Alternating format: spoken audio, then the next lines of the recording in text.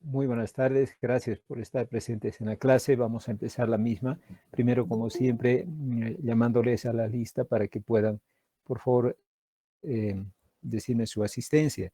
Está Maisa Jacopa, Ágara Almanza, Iván Arancibia, Paul Ávila, Aldair Ávila. Presente, doctor. Buenas tardes. Carmen Noelia Barrón, Presente, doctor. Lourdes Barrón. Buenas tardes. Enzo Benavides, Stephanie Berríos, Presente, doctor. Gilda Bolívar, Presente, doctor. Maya Bustamante,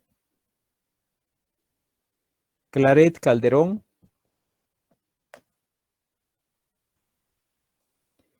Eva Chávez, Priscila Chuca, Presente, doctor. Jael Copa, Presente, doctor. Zaida Cruz. Presente, doctor. Buenas tardes. Buenas tardes. Rolando Cruz,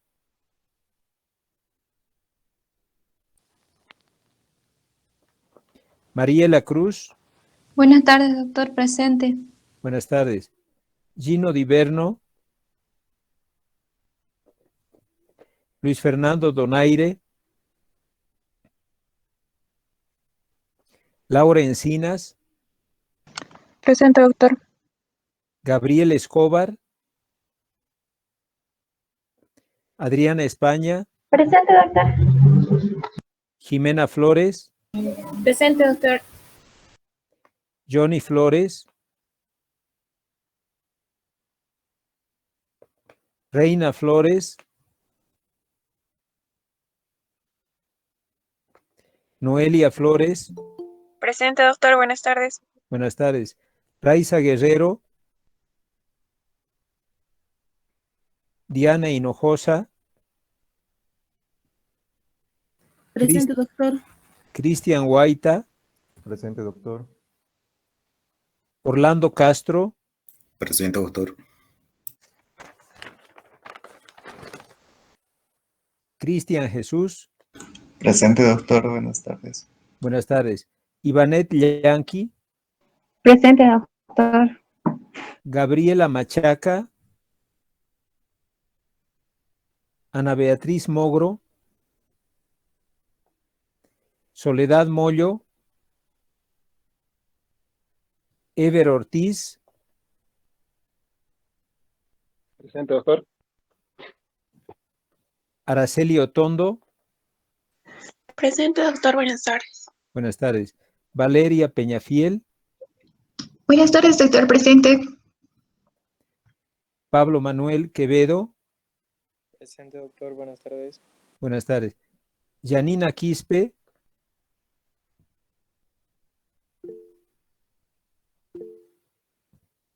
Giselle Rocha. Presente, doctor. Janina mandó mensajito diciendo que no puede encender su micrófono, doctor. Allá. Muy bien.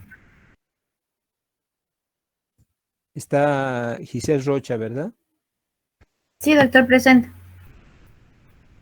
Juan Manuel Saavedra, Alejandro Sainz, Noelia Salgueiro, Presente, doctor. Laura Salinas, Ariadna Samanés. Presente, doctor. Buenas tardes. Buenas tardes. Fabián Sandoval, Lourdes Sandoval, Presente, doctor. Cristian Silva, Adrián Sousa, Sol Mariana Tango, Presente, doctor. Lisbeth Tolava, Presente, doctor. Sergio David Vargas. Buenas tardes. Luis Sven Vargas. Graciela Vargas. Luis Marcelo Vázquez. Ana Ruth Velázquez. Buenas tardes, doctor. Presente. Buenas tardes. Graciela Vélez. Buenas tardes, doctor. Presente. Buenas tardes. Romina Celaya. Presente, doctor. Jessica Yucra.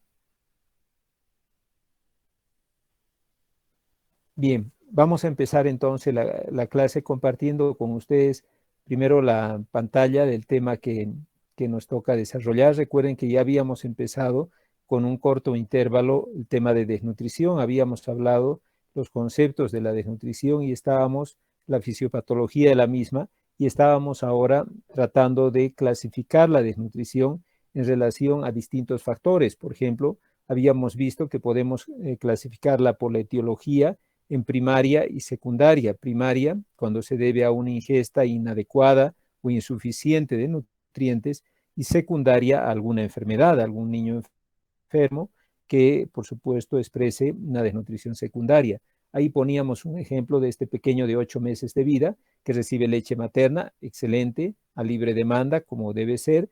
Además, tiene 3 papillas con carne, verduras y cereales, están bien distribuidas, pero presenta cuadros diarreicos frecuentes en 2 ocasiones y en 2 ocasiones neumonía. O sea, hay causas que podrían indicar el motivo de la desnutrición, ¿no es cierto? Se encuentra con delgado, con peso para la edad y talla para la edad, entre la -2 y la -3 desviación estándar. Entonces, ahí analizando, pues decimos que no es primaria porque come muy bien, pero es secundaria porque el niño ha enfermado constantemente, tanto en neumonías como en enfermedades diarreicas. Habíamos hablado que también podemos clasificar la desnutrición según el momento de aparición, en prenatal, o sea, antes del nacimiento, y esta se clasificaba en 2, se subclasificaba en 2, aquellas que eran armónicas, donde el peso, la talla y el perímetro cefálico estaban armónicamente disminuidos, y aquella otra que era disarmónica, en la cual solo se afectaba el peso y no así la talla o el perímetro cefálico, de tal manera que había asimetría en sus dimensiones corporales. A eso la habíamos llamado disarmónica. Pusimos el ejemplo de una gestante de 42 semanas de gestación, de 42 años de edad, perdón, con 39 semanas de gestación, que se encuentra con el antecedente de hipertensión, es una gran multípara, el parto ha sido por cesárea, el niño lamentablemente no lloró en forma inmediata, requirió reanimación, con una edad, ya les decía, de 39 semanas gestacionales y un peso al nacer de 2,300, talla de 47 y perímetro cefálico de 32. Lo que observamos en este niño es que tanto el peso, la talla y el perímetro cefálico se encuentran reducidos. Por lo tanto, podemos decir que es una desnutrición armónica, propia del primer periodo de la gestación, de un pronóstico, por supuesto, mucho más reservado, porque implica un retardo en la maduración neuronal también, que muy frecuentemente es ya irreversible. Asimismo, habíamos hecho una clasificación en base a las relaciones de peso para la talla para la edad, y modificada de Waterloo la clasificación de Federico Gómez, que habla del peso para la talla. ¿Cómo se marcaba? Pues simplemente en relación a la media de la edad, o sea, vale decir, al 50 percentilo o la 0 desviación estándar, se veía cuánto le faltaba llegar para ese peso o talla deseados que está en la 0 desviación estándar. Y así podíamos decir que era, por ejemplo, una desnutrición leve cuando le faltaba un 80 o 89%, moderada de 70 a 79% y grave cuando tenía menos del 70% del peso esperado para la edad o de la talla esperada para la edad. La fórmula para calcular eso, habíamos dicho que había que sacar una regla de 3 simple, pero para simplificar la fórmula sería peso actual por 100 entre la talla esperada para la edad. Esa sería la fórmula para cuando vemos la relación de peso para la talla, ¿no es cierto? La desnutrición aguda. Y cuando hablamos de desnutrición ya crónica, o sea, talla-edad, vemos que es la talla real entre, mejor dicho, por 100 entre talla en el percentil 50. Ese es el percentil que tomábamos en cuenta. Repito, para la desnutrición aguda, peso actual por 100 entre el peso para la talla en el percentil 50. Y para la talla real por 100 entre talla en el percentil 50. Esa era la fórmula. Por ejemplo, teníamos este paciente de 12 meses de vida que consultó por diarrea, presenta sangre en las heces, o sea, tiene una disentería, tiene fiebre, está claro que tiene una infección invasiva, no presenta signos de deshidratación, tiene un peso actual de 7,200, una talla de 71, y el peso ideal para la talla, aquí habíamos comentado, era de 9,800 y la talla esperada para la edad de 74. Entonces, en base a esos parámetros y aplicando la fórmula, veíamos que este niño tenía una desnutrición aguda moderada porque le faltaba entre 70 a 79, pero no tenía desnutrición crónica, porque la relación talla para la edad en base a esta fórmula, talla real por 100 entre talla en el percentil 50, una cero desviación estándar, estaba dentro de lo normal. Le faltaba 3 puntos, o sea que no había una desnutrición crónica. Y por último, veíamos que por el tiempo de evolución también puede ser una desnutrición aguda cuando tenemos esta característica de clasificación, vale decir, es normal el paciente, por supuesto, cuando tiene un peso para la talla entre la +2 y -2 desviación estándar, o una talla para la edad cuando se encuentra por encima de la -2 desviación estándar, por encima, es normal, ¿no ve? Y peso para edad está también por encima de la -2 desviación estándar.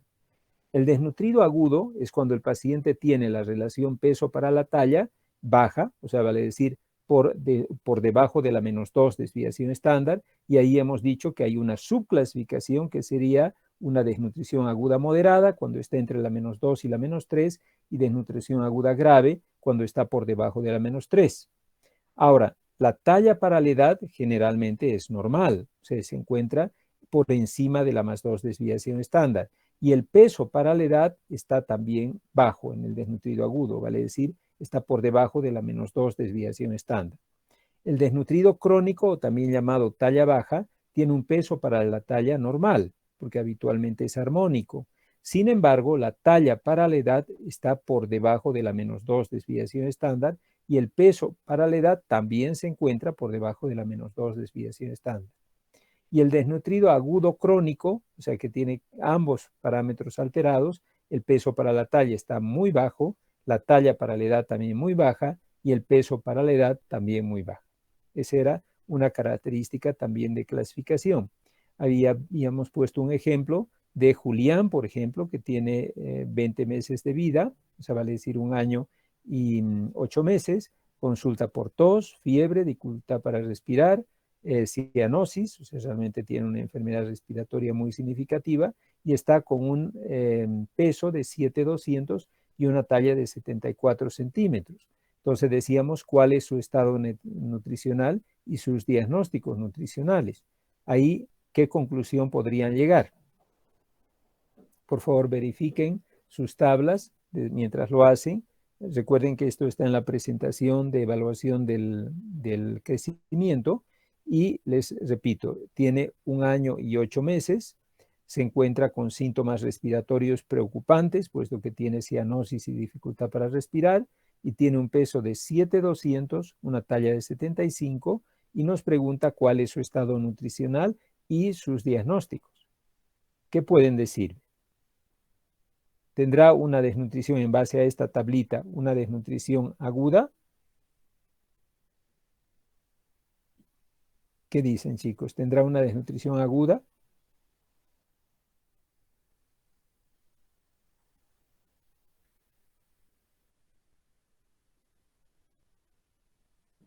Seguramente están viendo la presentación. Doctora, el peso para el peso para la talla está en -3 desviación estándar, por Ya. debajo de -3 desviación estándar. O sea que podemos decir que tiene hasta ahora una desnutrición aguda. La talla para la edad, ¿cómo está? Igual está por debajo de la -3, doctor. Por lo tanto, también podemos decir que tiene una desnutrición aguda crónica, ¿no es cierto? No puede ser desnutrición crónica pura porque el peso para la talla tendría que ser normal, pero está debajo de la -3, o sea que será una desnutrición aguda y crónica, porque tiene peso para la talla bajo y talla para la edad bajo. Y el peso para la edad seguro está bajo, porque si el peso para la talla está bajo, está muy bajo también el peso para la edad. O sea que podemos decir que este niño tiene una desnutrición aguda y crónica, tiene ambas desnutriciones. ¿De acuerdo? Ahora, habíamos quedado que de acuerdo al tipo de carencia, también podíamos clasificar a nuestros pacientes. Aquí vemos dos niños que tienen un aspecto morfológico muy diferente.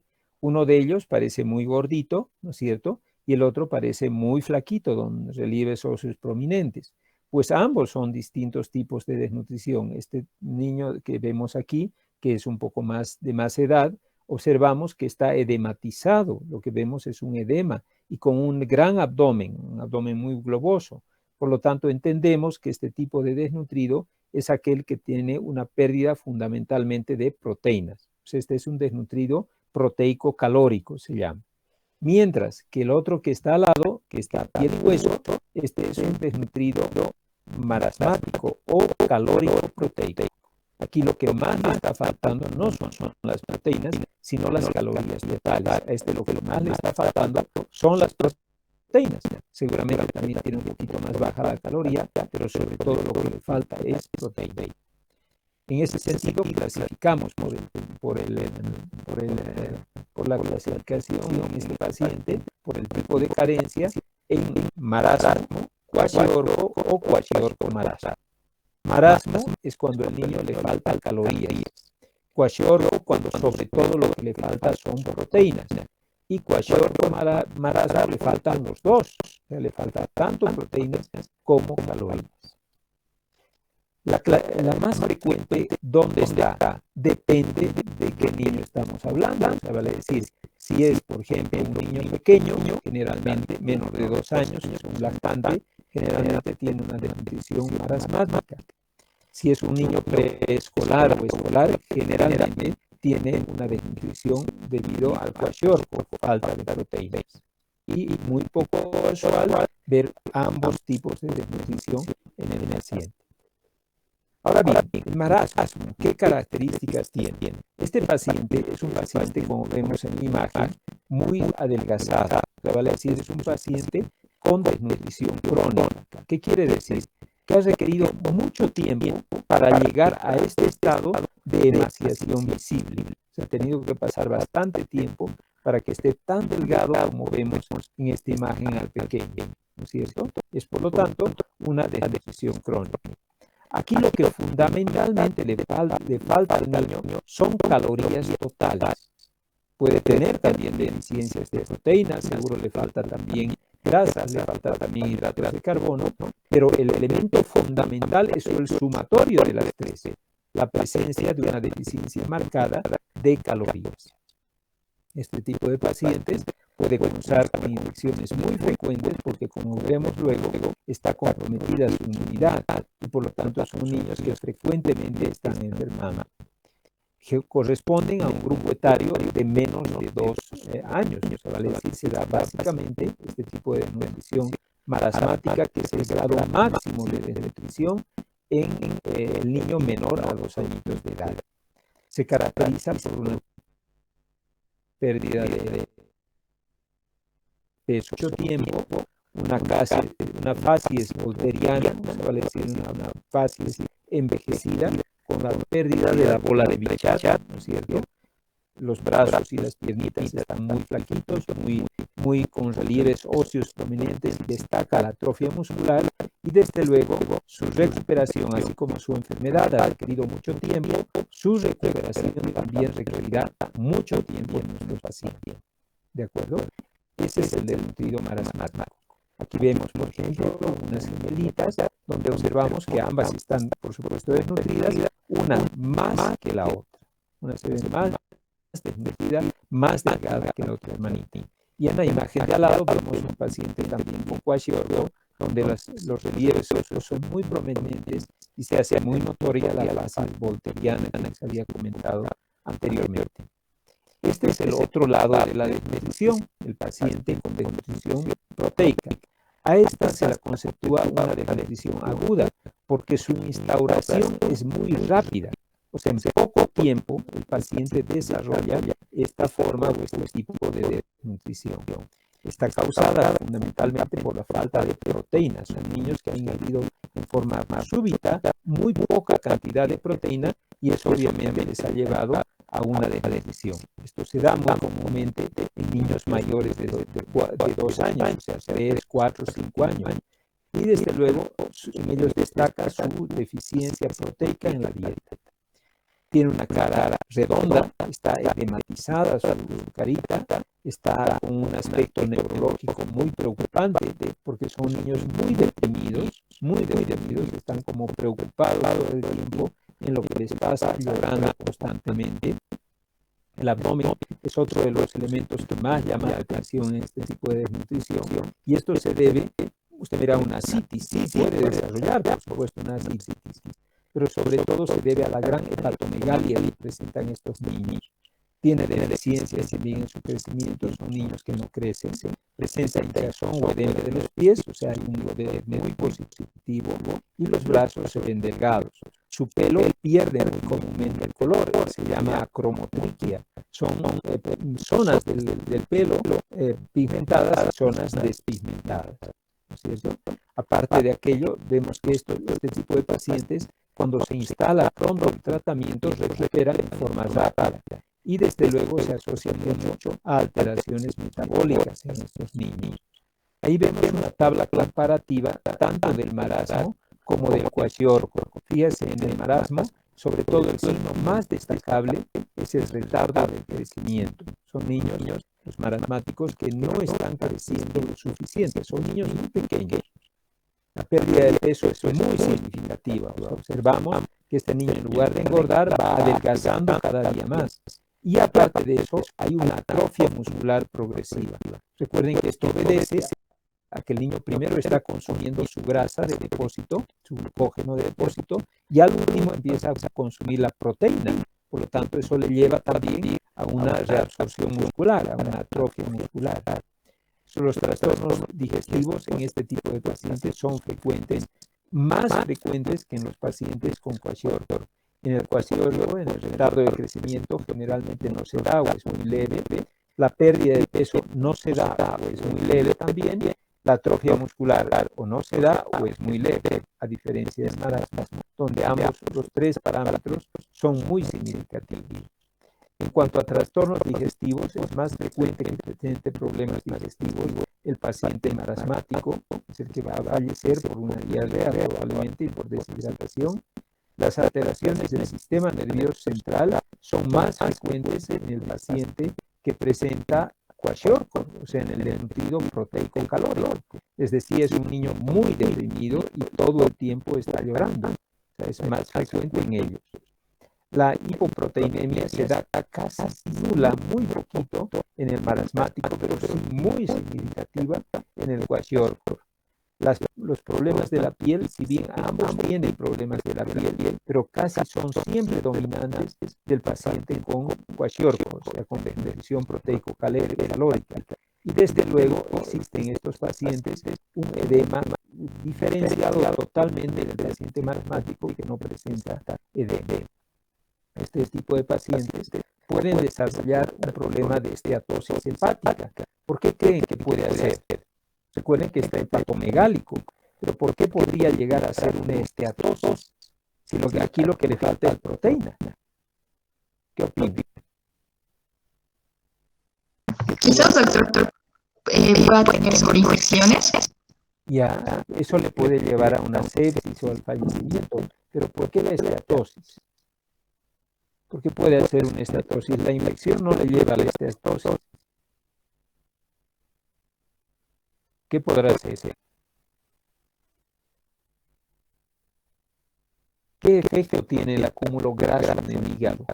¿Qué creen que ocurre, por ejemplo, en un adulto que tiene una obesidad terrible y hace un hígado graso, una grasa visceral?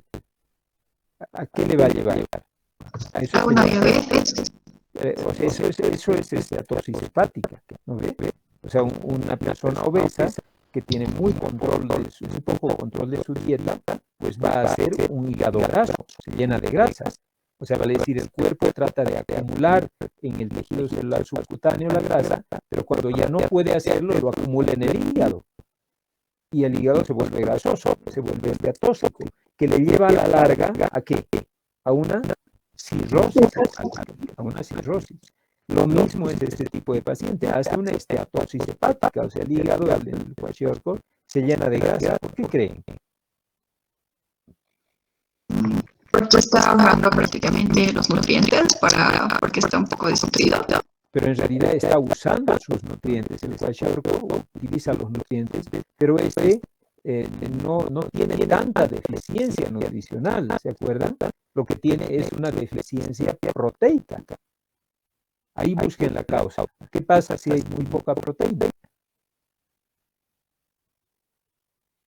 ¿Qué creen? No se van a poder metabolizar la grasa.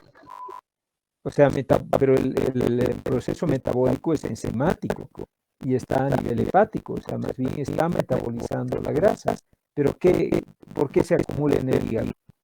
¿Cómo se moviliza, les diré entonces, la grasa del cuerpo, del hígado? ¿Cómo se moviliza? Por las lipoproteínas. Claro, por proteínas. Las proteínas son las que movilizan la grasa del hígado. Entonces, si este niño no tiene proteínas, ¿cómo va a movilizar la grasa?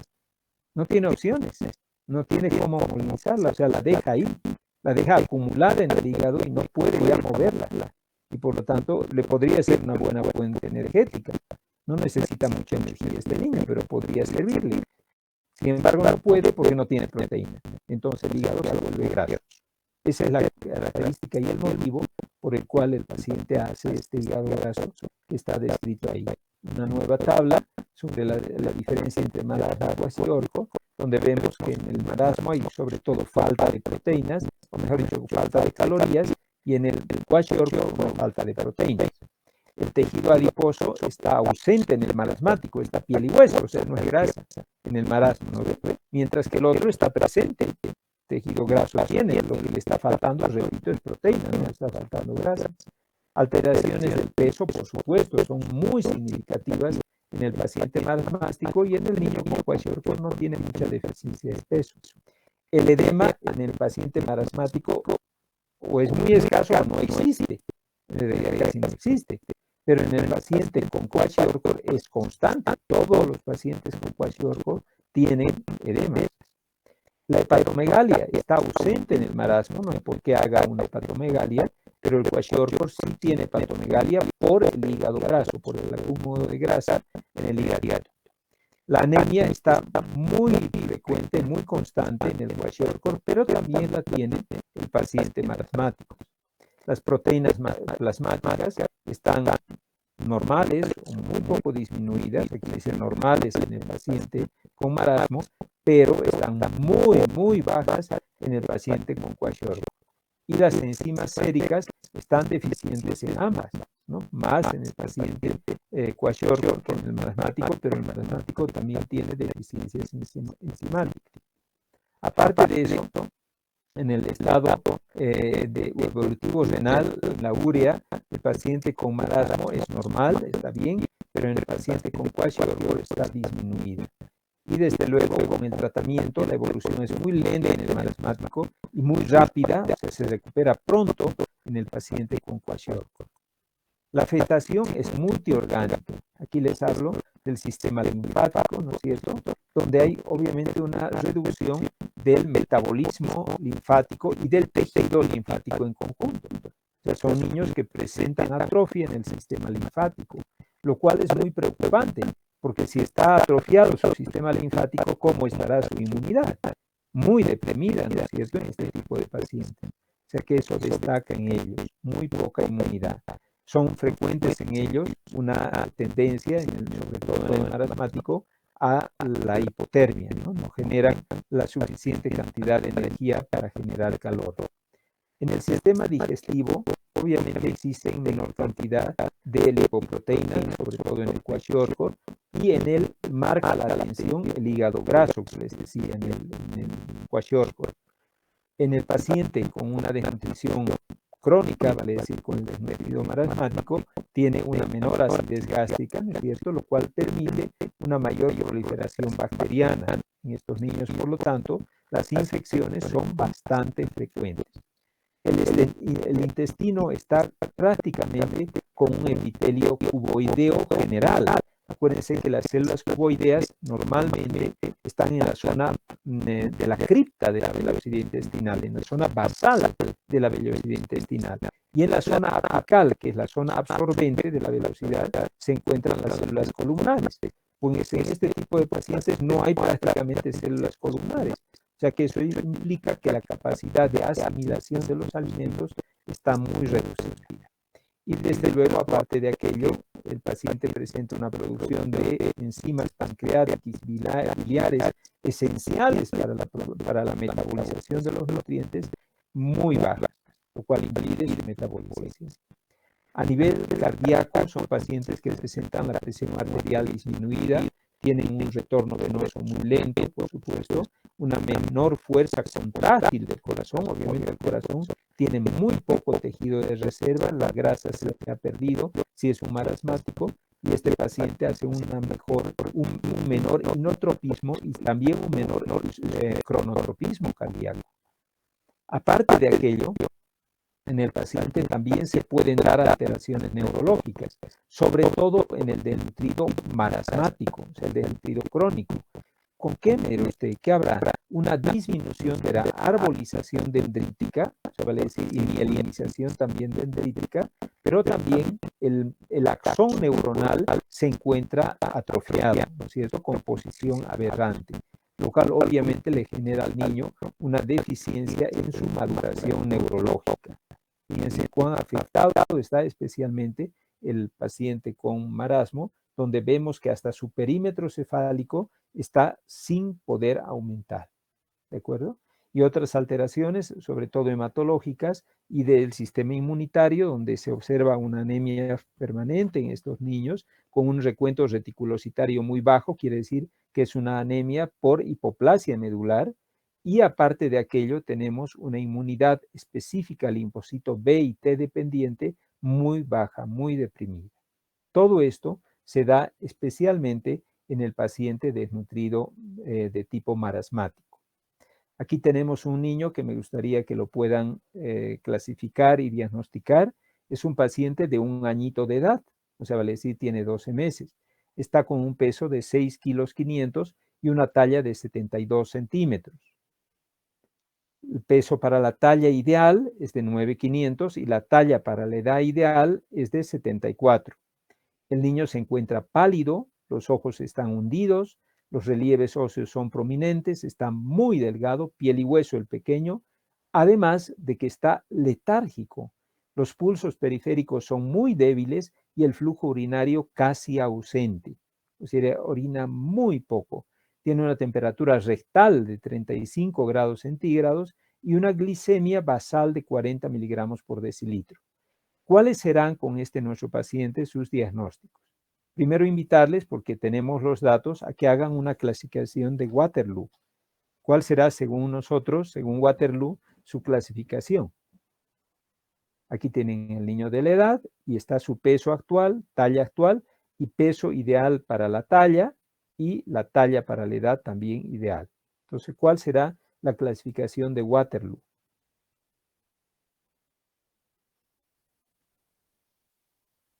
Pueden emplear tranquilamente la fórmula, ¿no es cierto? Aquí les voy a poner nuevamente la fórmula, aquí está. Esta es la fórmula, ¿no es cierto? Para ver el peso para la talla, tienen que ser peso actual por 100 entre peso para la talla en el percentil 50 o en 0 desviación estándar. Tienen todos los datos para clasificar. Doctor, a mí en aguda me sale severa porque estaría menor a 70%, me sale 68,42. Ya. O sea que puede decir que tiene una desnutrición aguda grave o severa, ¿cierto? Eso tendrá, es evidente que tiene una desnutrición aguda severa. ¿Cómo está la talla para la edad? Empleando la fórmula. Y hemos dicho que la fórmula, aquí se las muestro nuevamente, es talla real por 100 entre talla en el percentil 50. O sea, en otras palabras, en nuestro paciente tenemos la talla real de 72, ¿no es cierto?, por 100 entre talla ideal 74. ¿Cuánto será? Mm, Está 97. normal prácticamente. Ya, está normal. O sea que podemos decir que tiene una desnutrición aguda. Grave o severa. Sí, es una desnutrición aguda grave, pero no tiene una desnutrición aguda crónica, ¿no es cierto? Ni tampoco una desnutrición crónica. O sea que este niño lo que tiene es una desnutrición aguda grave. ¿De acuerdo? Ahora bien, eso ya tenemos el diagnóstico fijado. Si nos fijamos en las curvas, pues coinciden ambas, tanto Waterloo como la relación peso-talla que utiliza la OMS, sabemos que es un desnutrido agudo grave. Por ambos parámetros ya nos hemos dado cuenta. Entonces ahora, ¿qué más tiene este paciente? ¿Qué más dicen ustedes que tiene? En la clínica podemos observar que sus ojos están hundidos y los Ya. relieves óseos están prominentes, que eso prácticamente es un signo de desnutrición junto con la palidez. Ya. Doctor, Entonces, también podría estar haciendo una falla prerrenal porque está bajo su flujo urinario. ya, de acuerdo a una falla prerrenal. ¿Y por qué cree, Adriana, que está haciendo una falla prerrenal? Porque la diuresis está disminuida. Ya, pero ¿qué puede haber provocado una diuresis disminuida? Porque también podría ser intrarrenal o posrenal. Ambas, los tres le dan una disminución de la diuresis. ¿Por qué piensa que es prerrenal? Porque hay poco líquido extracelular ¿Ya? ¿Cómo lo manifiesta? ¿Cómo se con el manifiesta? edema. Pero el edema, este niño no tiene edema.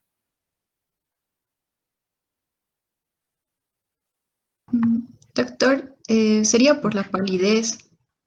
Pero la palidez solamente refleja un estado anémico o algo más.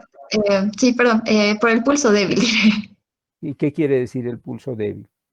que no tiene buena circulación, es decir, que eso tenemos que ver con la presión más, ¿Ya? Entonces, ¿cuál sería su diagnóstico?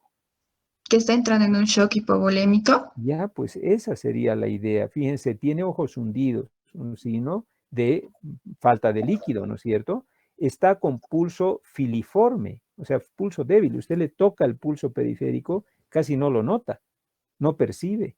Está letárgico, es un signo de hipoperfusión cerebral, ¿no es cierto? Y un flujo urinario bajo, ¿en qué va a pensar? En que está en una deshidratación severa, una deshidratación grave, pero ya a tal punto que le genera una falta de flujo cerebral.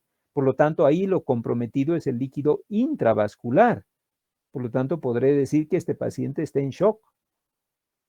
Ahora, ¿será un shock hipovolémico? Podría ser. No dice si está con diarrea, pero con todos estos signos de deshidratación. ¿O qué más podría ser? Porque ¿qué más tiene el paciente que llama la atención? El nivel de glucosa ¿Ya? ¿Cómo está? está igual disminuida. Ya, o sea, está hipoglicémico. ¿Y qué más? La temperatura rectal, doctor, igual de 35 grados, podría quizás ser un... O sea, ¿qué tiene al tener una temperatura de rectal de 35 grados? Está hipotérmico. Está Sí, hipotérmico.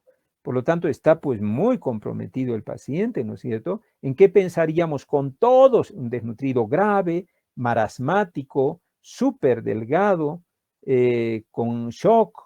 ¿En qué voy a pensar?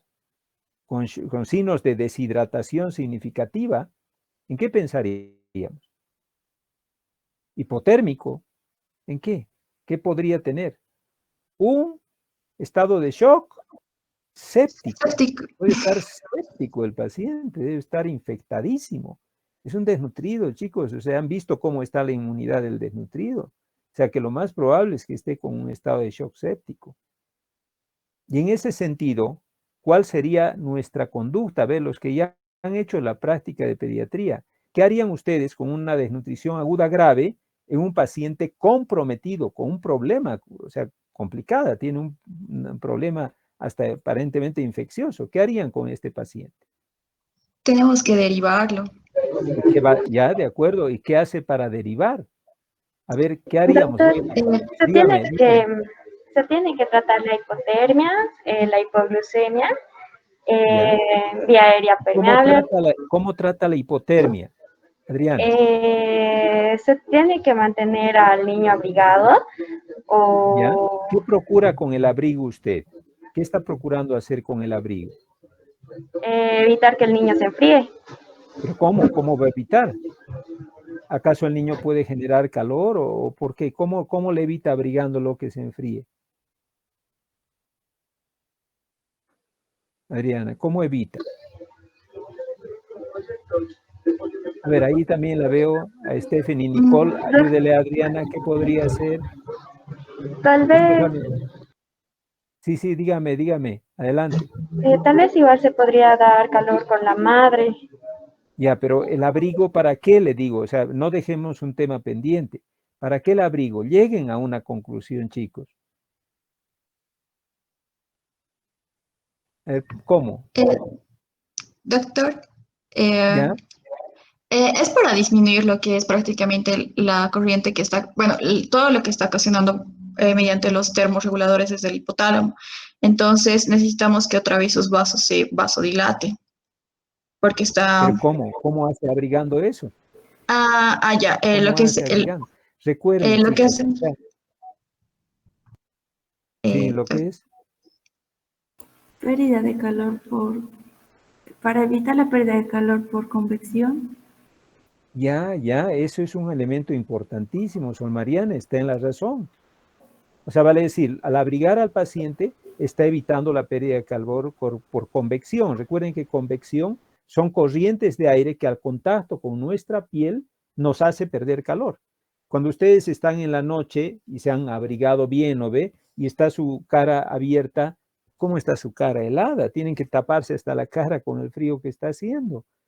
¿Por qué? Porque están evitando la pérdida de calor por convección natural. Aunque estén cerradas las ventanas, hay corrientes de aire en el interior de la vivienda o de la ambulancia en este caso, y por supuesto le va a enfriar al niño. Entonces, abrigándole, evitan la pérdida de calor por convección, pero es muy poquito. O sea, solo reducen la pérdida en un 10%. Entonces, eso no le va a permitir mejorar mucho al paciente. O sea, que el abrigo va a ser algo útil, pero realmente no es muy importante. ¿Qué más harían entonces? A ver, Stephanie, Nicole está por ahí. Le pregunto a Stephanie y no me contesta. O ya no está Stephanie. Me imagino que ya ha desaparecido del mapa. Ahí No, está doctor, estoy todavía. aquí. Dígame, ¿qué haría Stephanie? Eh, Lo ha seguimos. abrigado. ¿Qué Ya. más? Para aumentar la glucosa, No, podríamos. estamos en temperatura, manejo térmico. ¿Qué más? En el manejo térmico. Solo lo va a abrigar y hemos dicho que casi no sirve de nada, solo un 10% de mejora en su pérdida de calor. ¿Qué más?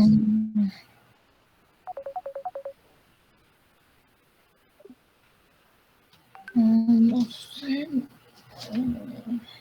Chicos, tienen que recordarlo, o sea, tienen que, porque claro, si no, ¿qué van a hacer en el primer nivel?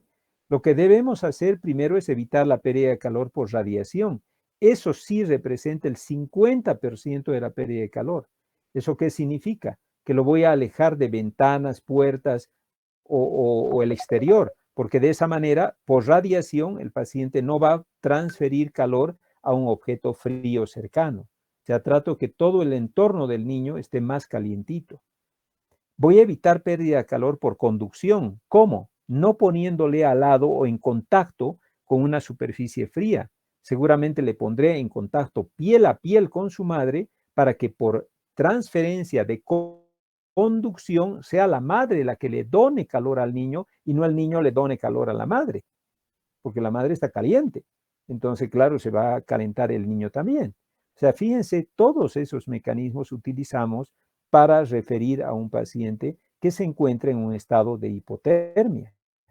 Si no, claro, va a llegar helado, el paciente va a llegar muerto. Entonces, muy importante. Ahora bien, ¿cómo evitamos la hipoglicemia?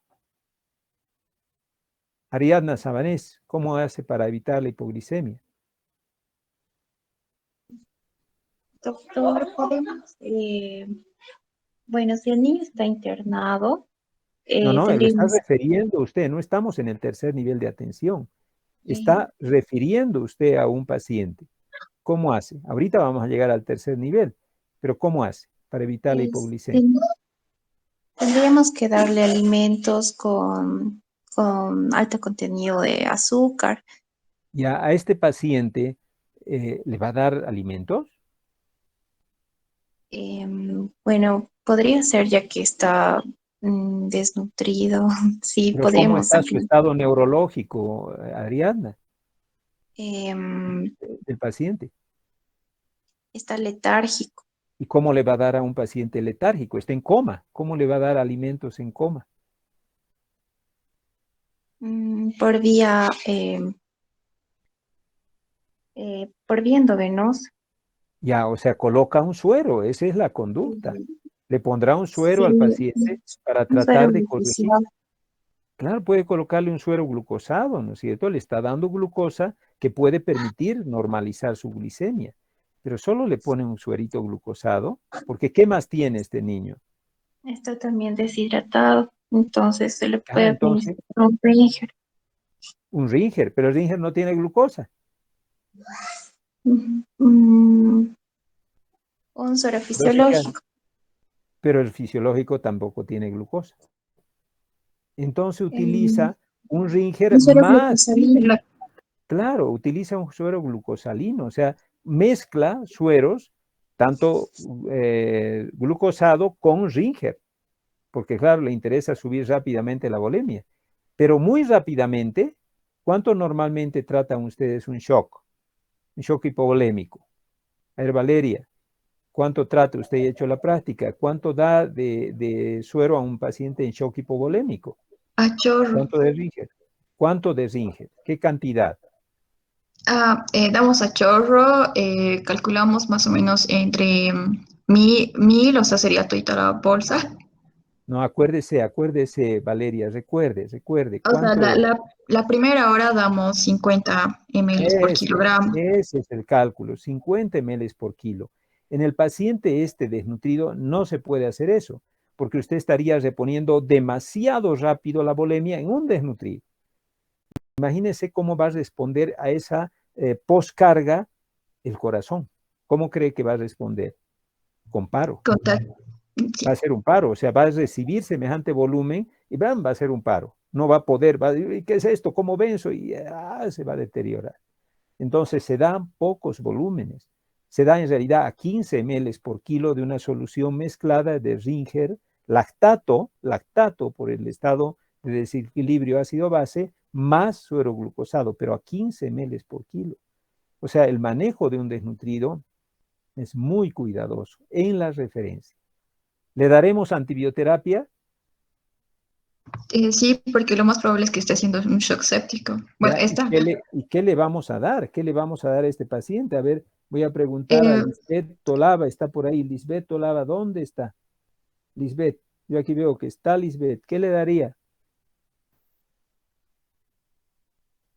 ¿Lisbeth? Tal vez podríamos dar antibióticos como la penicilina, porque igual este paciente aún no ha creado como que resistencia a otros Ya. Pero antibióticos. ¿por qué elige penicilina? ¿Por qué elige penicilina? Siempre recuerden, cuando vayan a poner, chicos, un antibiótico, tienen que recordar qué están queriendo tratar, qué germen. O sea, aquí no tiene, por lo tanto, ¿qué harían? ¿Qué darían? Doctor, ¿Ya? Dígame, Valeria.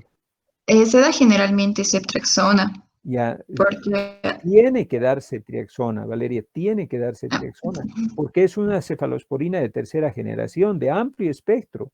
Va a cubrir predominantemente gram negativos, pero también va a cubrir gram positivos, como por ejemplo el estreptococo neumonía.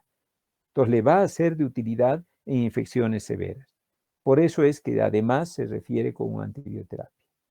Y claro, luego ya en el tercer nivel de atención, el tratamiento es mucho más complejo porque es un paciente crítico, pero por lo menos lo han recibido en un estado ya crítico, pero por lo menos algo lo han ido estabilizando en su proceso de referencia.